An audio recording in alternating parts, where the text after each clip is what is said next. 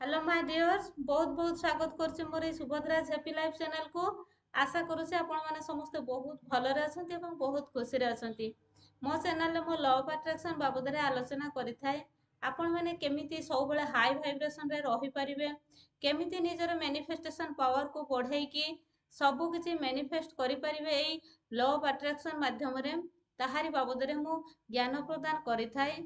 तो प्रथम आपण बहुत बहुत धन्यवाद और कृतज्ञता ज्ञापन करुच्ची। आपण मैंने प्रतिदिन मो वीडियो को देखुंट, वीडियो को पसंद करुँच। Thank you so much. पुणी आ एक नुआ वीडियो नहीं कि आपण सम्मुखें उपस्थित हो पारिछि, से परमात्मा परमेश्वर को मध्य मोर बहुत बहुत धन्यवाद। आसतु आज केमिति आपण माने निजर वर्ष सारा निजर निजर केमिति धन आसीबार जग निज पाखक बनई पारिबे बा निजर धन आसबार जग को केमिति खोली पारिबे ताहारी बाबद रे आलोचना करिबा। तो मु आपण माने जानि पारुथबे मु को दिन कथा कहूची।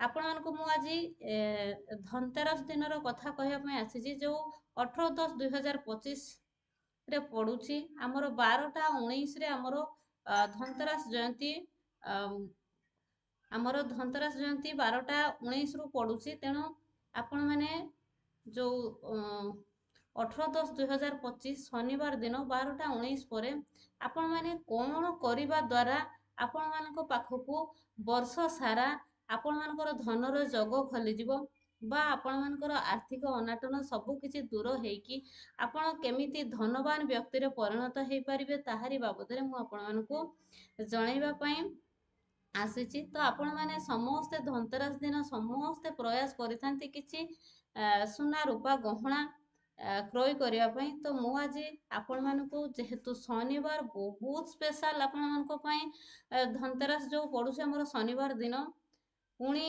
आउ एक नुआ जग बहुत सुंदर जग आपण मानको पई खोली जाउची, जोटा कि आपण मानको पई परमात्मा परमेश्वर पुणी हाथ खोली देइछंती। आपण मानको पई पुणी थरे सुवर्ण सुजोग प्रदान करिसंती सब किछि दबा पई। बहुत स्पेशल दिन, बहुत हाई वाइब्रेशन दिन, आपण निजर विश को फुलफिल करिवार सुवर्ण सुजोग पुणी आपनको बहुत भल दिन, बहुत लकी होवा पई एई दिन हमको लकी साब्यस्त करिया पई बहुत भल दिन अटे। तेणु आपण मैंने एई दिनर भल भाव फायदा उठातु निहाती भाव में आपण वर्ष जाक आपण पाखक धन आसबार जग बनी पारिबो। आपणकर जहाँ भी धन को लेकिन आपणकर समस्या रोला से सब संपूर्ण भाव में दूर हो सरी कट कट कट। तो आसतु जानिबा कौन आमे करिबा से धनतेरस दिन। खाली जे आमे सुना गहना क्रय करदेले आम पाखक लक्ष्मी आसीजिबे बा आमर धन जग बनीजिब सेटा नुहे। तत्सहित आपण माने जो सुना रूपा प्रत्येक वर्ष किणुछंती बा सुना रूपा किणिबार जो प्रयास करूछंती सेटा बहुत भल कथा। किंतु जेहेतु आमर एई वर्ष शनिवार पडुची, शनिवार आमर शनिदेवंकर मध्य कृपा रहुची। तो जदि आपण माने से धनतेरस दिन जो 18/10/2025 रे हमर पडुची 12टा 19 पर ही हमर पडुची धनतेरस जयंती। तो सेई दिन आपण कौन करिबा ना, से दिन आपण उपवास रही कि आपण माता लक्ष्मी पूजा पाठ करि परिबे, शनिदेवंकर उपासना मध्य करि परिबे। एवं सेई दिन आपण 12टा 19 पर आपण को लोहारे तैयारी जे कोनसी घरे उपकरण द्रव्य आपण किणी पारिबे। आपण सुना रूपा प्रत्येक वर्ष किणुछंती, एई वर्ष मध्य धनतेरस रे किणी पारिबे। एवं ता सहित जेहेतु हमर शनिदेव आमर लुहार कारक होउछंती शनिदेव। तो सेतिपई आपण लुहारे घरे जो घरे जिनिस आमे जो जहाँ भी घरे उपकरण आमे व्यवहार योग्य जोटा नित्य व्यवहार योग्य आमे जोटा प्रत्येक दिन कार्य रे आमे जो उपकरणटा लुहारे तैयारी हेछि लोहरे तैयारी हेछि आमे जो उपकरण को आमे नित्य व्यवहार जो नित्य कार्य रे व्यवहार करूचे सेई जिनिस को आमे किणी पारिबा। तो जमीती कि आमर लुहार करेई मिलूची, लुहार तावा मिलूची, आपन को लुहार चामच भी मिलूची। आपन विभिन्न प्रकार जो नित्य व्यवहार जो जिनस आपन मिलूची लुहार तैयारी से जिनस को आपन क्रय करि परिबे।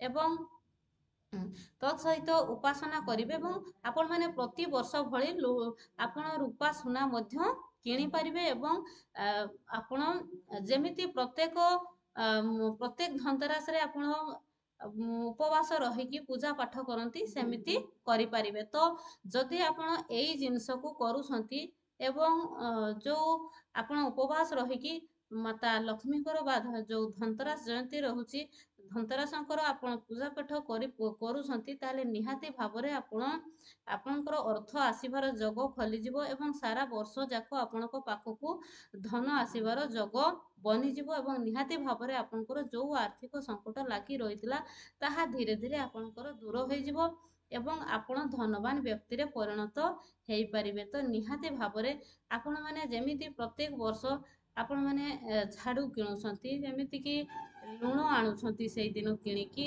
ଆପଣ ଧଣିଆ କିଣୁଛନ୍ତି, ସେମିତି ସୁନା ରୂପା ବି ଯେମିତି ଆପଣ ଧାତୁରେ ତିଆରି ଜିନିଷକୁ ଯେମିତି ଆପଣ କିଣି ଆଣୁଛନ୍ତି, ଠିକ୍ ସେମିତି ଏ ବର୍ଷ ସବୁ ଜିନିଷ ଆଣିବେ। ତା ସହିତ ଆପଣ ଲୁହାରେ ତିଆରି ଯେକୌଣସି ଘରୋଇ ଉପକରଣ ଆପଣ ଲୁହାରେ ଯେମିତି ଆପଣ ସବୁତକ ଜିନିଷ ଆଣିକି ଯେମିତି ପୂଜାରେ ଲଗେଇକି ଆପଣ ଯେମିତି ପୂଜା ପାଠ କରୁଥିଲେ, ଠିକ୍ ସେମିତି ଏ ବର୍ଷ ଯେହେତୁ ଶନିବାରରେ ଆମର ଧନତେରସ ପଡୁଛି, ଶନିଦେବଙ୍କର ବହୁତ କୃପା ରହୁଛି।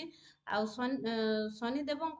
ଶନିଦେବ ଯେହେତୁ ଲୁହାର କାରକ ରହୁଛନ୍ତି, ଆପଣ ନିହାତି ଭାବରେ ଏକ ଲୁହାର ନିତ୍ୟ ବ୍ୟବହାର୍ଯ୍ୟ ଘରୋଇ ଉପକରଣ ଦ୍ରବ୍ୟ ଆପଣ କିଣିବେ ଏବଂ ତାକୁ ଯେମିତି ଅନ୍ୟାନ୍ୟ ଜିନିଷକୁ ଯେମିତି ପୂଜା ପାଠ କରୁଥିଲେ ତାକୁ ମଧ୍ୟ ପୂଜା ପାଠ କରିପାରିବେ। ଘରୋଇ ନିତ୍ୟ ବ୍ୟବହାର୍ଯ୍ୟ ଲୁହାର କିଛି ଉପକରଣ ନିହାତି ଭାବରେ ଆଣିବେ। ତ ଏମିତି ଯୋଉ ଆପଣ ଯଦି କରୁଛନ୍ତି, ତାହେଲେ ଶନିଦେବଙ୍କର ମଧ୍ୟ କୃପା ବନିବ ଆପଣଙ୍କ ଉପରେ ଏବଂ ବର୍ଷ ସାରା ଆପଣଙ୍କ ପାଖକୁ ଧନ ଆସିବାର ଯୋଗ ଖୋଲିଯିବ। ତ ଭିଡ଼ିଓ ଭଲ ଲାଗିଲେ ଆପଣମାନଙ୍କର ବହୁମୂଲ୍ୟ ମତାମତକୁ ନିହାତି ଭାବରେ ଜଣେଇବେ। ତ ଥ୍ୟାଙ୍କ ୟୁ ସୋ ମଚ୍।